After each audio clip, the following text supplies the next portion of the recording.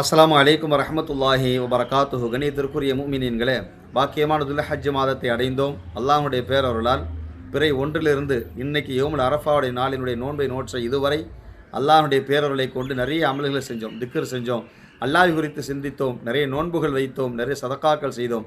அதே மாதிரி இந்த வருடத்தில் நிறைய பேர் ஹஜ்ஜுக்காக வேண்டி போயிருக்கிற நிகழ்வுகளை நாம் பார்க்குறோம். அதே மாதிரி பிறை 10 யோமுன் நஹர் அல்லாஹ்விற்காக வேண்டி அறுத்து பலி கொடுக்கக்கூடிய அந்த குர்பானுடைய பொருளையும் வாங்கி அதற்காக வேண்டி நாம் தயாராக இருக்கிறோம். பெருமக்கள், இந்த நேரத்தில் இவ்வளோ பாக்கியங்கள் கொடுத்தாலும் அல்லாஹ் ஆயுளை கொடுத்து பரிபூர்ணமான ஆரோக்கியத்தை கொடுத்து ஹஜ் செய்ய வச்சு, அதே மாதிரி நோன்பு இருக்க வைத்து நல்ல பல திக்ருகளை செய்ய வச்சான்ல அல்லாஹ். குர்பானுடைய பிராணியை வாங்குறதுக்கு அல்லாஹ் பணங்காசுகளை கொடுத்தான்ல. இந்த நேரத்தில் அல்லாஹ்விற்கு நாம் நன்றி செலுத்த வேண்டும். யா அல்லாஹ், எத்தனை பேர் ஹஜ்ஜுக்கு போக முடியாமல் இருக்கிறாங்க, எத்தனையோ பேர் நல்லா இருந்தும் இந்த 10 பிறை 10 1லேருந்து 10 வரை அந்த நாட்கள் கண்ணியப்படுத்தாமல் இருக்கிறாங்க. அதே மாதிரி குர்பானிக்கான பொருளாதாரம் இருக்குது, ஆனால் அதை கொடுக்கறதுக்கு முன் வராமல் இருக்கிறாங்க.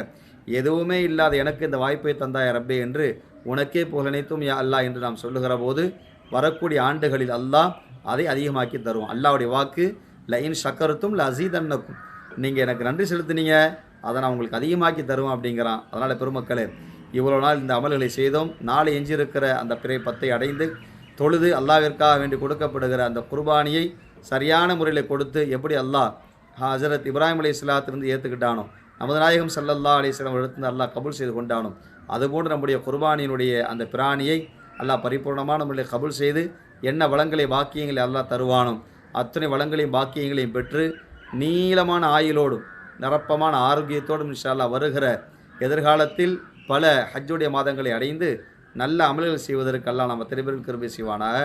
ஏற்பான அல்லாஹ் வாஹிர் தாவானில் அல்ஹம்துலில்லாஹி ரப்பில் ஆலமீன்.